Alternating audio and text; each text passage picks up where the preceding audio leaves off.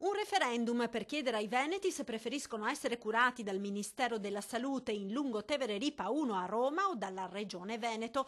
Risponde così il governatore Luca Zaia al ministro della Salute Beatrice Lorenzin, che ha definito errore fatale la riforma che ha delegato la sanità alle regioni. Si fa dunque sempre più acceso lo scontro tra Venezia e Roma e tra le tante questioni calde quella della salute, cavallo di battaglia del governatore in questo secondo mandato, riaccende le polveri. Finalmente si gioca a carte scoperte, attacca Zaia. Il ministro ha confessato l'inconfessabile. Ora abbiamo la certezza che avevamo visto giusto nel salire sulle barricate contro pressoché tutti i provvedimenti governativi in materia di sanità. Ci rimaniamo e da lì lotteremo. Ad aprire l'ennesima polemica le frasi pronunciate dal ministro Lorenzin, intervistata da Giovanni Minoli su Radio 24, dove appunto definiva fatale errore la delega alle regioni. Per me sì. Fatale proprio. Per me fatale. Fatale perché alla fine il risultato lo vediamo. Ad irritare i piani alti di Palazzo Balbis, in primis il fare di tutta l'erba un fascio paragonando la sanità veneta a quella di altre regioni,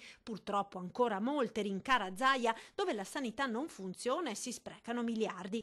Per quanto ci riguarda siamo di fronte ad una dichiarazione di guerra, ribadisce l'assessore regionale alla sanità Luca Coletto, che prosegue: il ministro autosmaschera un disegno centralista che denunciamo da anni, iniziato con il governo Monti, proseguito con Letta ed ora spinto al massimo da Renzi.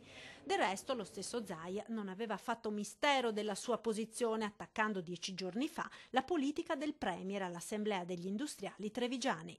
Il tema del patto di stabilità, piuttosto che il taglio dell'IMU o il patto di stabilità per i comuni sugli investimenti, hanno un grande punto di domanda, che è quello da dove si recuperano le risorse. Io ve lo posso già anticipare: si recupereranno direttamente dal fondo della sanità.